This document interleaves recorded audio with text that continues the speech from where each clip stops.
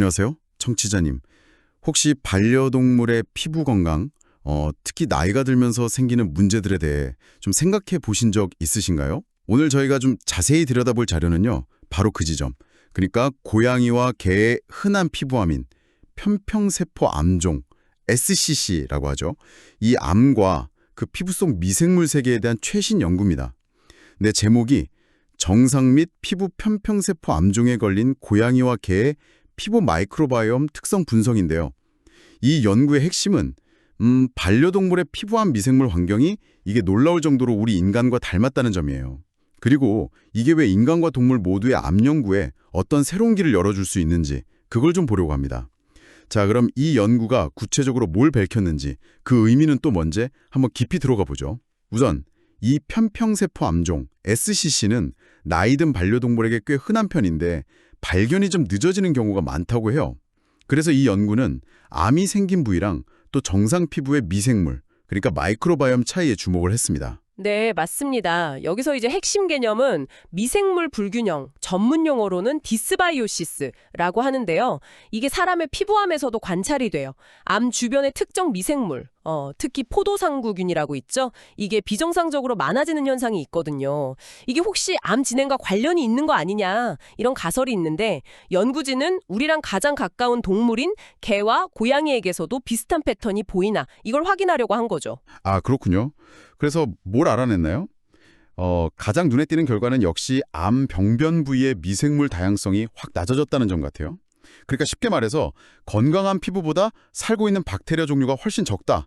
이런 뜻이죠. 네, 정확합니다. 보통 건강한 생태계일수록 다양한 종이 같이 살잖아요. 그거랑은 정반대 현상인 거죠.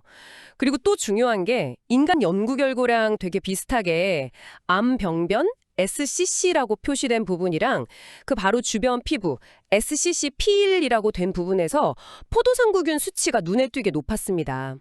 네, 일부 샘플에서는요, 포도상구균이 전체 미생물 군집의 한 50% 이상을 차지할 정도였어요. 와, 50%요? 절반 이상이네요. 네, 고양이에서는 주로 S접 펠리스라는 종, 그리고 개에서는 S접 슈도 인터미디어스 이런 종들이 좀 두드러졌고요. 또 사람한테도 문제를 일으키는 황색 포도상구균 S 어리오스도 정상 피부보다 훨씬 많이 발견됐습니다. 특정균은 엄청 늘어나고 전체적인 종류는 줄어들고 딱 말씀하신 불균형 상태네요. 그럼 혹시 반대로 좀 줄어든 균들도 있었나요? 유익균 같은 거요? 네, 그런 패턴도 보였어요. 예를 들면 이제 건강한 피부 환경 유지에 좀 기여한다고 알려진 그런 박테리아들, 뭐 악티노박테리오타나 프로테오박테리아 같은 큰 그룹들이 있거든요. 이런 미생물 문 파일라들이 암 병변 부위에서는 상대적으로 좀 줄어드는 경향이 관찰됐습니다. 아, 그리고 또 한 가지 되게 흥미로운 점은요. 원래는 주로 입안이나 뭐 잇몸병, 치주줄란 이런 거랑 관련이 있다고 알려진 박테리아들이 있어요. 예를 들면 필리펙터나 펩토스트랩토코커스 같은 속 지너스들인데 이런 애들이 피부 안 부위에서 발견됐다는 거예요. 정말요? 입속 세균이 피부 안 부위에서요? 그건 좀 신기한데요? 네, 그래서 연구진들이 추측하기로는 반려동물이 이제 아픈 부위를 자꾸 핥잖아요. 핥는 행동. 그렇죠. 네, 그 과정에서 입안에 있던 균들이 상처 부위로 옮겨갔을 가능성이 있다는 거죠. 와, 그럴 수 있겠네요. 동물의 그런 자연스러운 행동 하나하나가 피부 미생물 환경에 영향을 줄 수도 있군요. 네, 그렇죠. 그런 걸 보여주는 단서가 될 수 있습니다. 뭐 그 외에도 예상치 못했던 환경에서 온 것 같은 박테리아나 아니면 동물한테서는 거의 보고된 적 없는 좀 희귀한 종류들이 소량 발견되기도 했지만요. 근데 역시 가장 중요한 비교는 사람 데이터와의 비교였어요. 아, 인간의 피부암 데이터와 비교했을 때도 좀 비슷한 점이 있었다 이런 말씀이시죠? 네, 그렇습니다. 특히 그 포도상구균이 암 부위에서 확 늘어나서 우세하게 나타나는 현상 같은 거요. 이런 걸 포함해서 인간과 반려동물의 SCC 관련 미생물 환경이 상당히 유사하다는 게 밝혀졌습니다. 이걸 좀 더 큰 그림에서 보면 왜 반려동물이 암 연구에 있어서 중요한 연구 모델이 될 수 있는지를 설명해 주는 거죠. 근데 왜 좋은 연구 모델을 찾는 게 그렇게 중요한 건가요? 보통 실험할 때 많이 쓰는 그 실험지, 그걸로는 좀 부족한가요? 아, 그거 좋은 질문인데요. 논문에서도 그 부분을 지적하는데 예를 들어서 아까 말씀드린 황색 포도상구균 S 오리우스 있잖아요. 이 균이 실험지 피부에는 자연적으로 잘 자리를 못 잡는데요.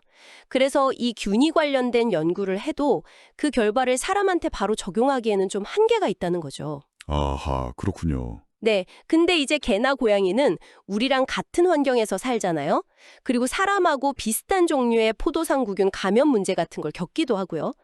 그러니까 이런 포도상구균 같은 특정 미생물이 암 발생이나 진행에 어떤 역할을 하는지 연구할 때 실험지보다는 훨씬 더 현실적이고 또 그 결과를 사람에게 적용하기 좋은 그런 바로 적용 가능한, 번역 가능한 트랜슬레이터블 모델이다. 네, 맞습니다. 바로 그거죠.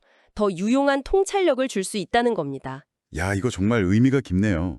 결국 우리 곁에 있는 반려동물이 겪는 질병이나 그 원인이 이 미생물 수준에서 우리 인간과 이렇게나 연결되어 있다는 거잖아요.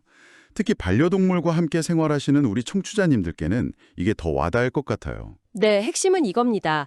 반려동물의 피부암, SCC는 인간의 경우와 상당히 유사한 미생물 불균형, 특히 포도상구균 증가라는 특징을 공유한다는 점.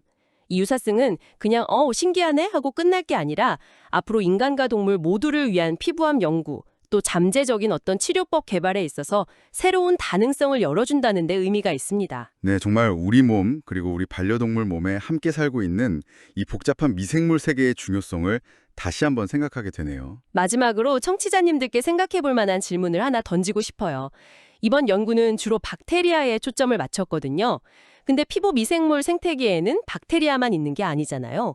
곰팡이도 있고 바이러스도 있고요. 논문에서 말라세지아라는 곰팡이가 잠깐 언급되긴 했어요. 그럼 이런 다른 미생물들, 곰팡이나 바이러스는 암 부위와 정상 피부에서 어떤 차이를 보일까요?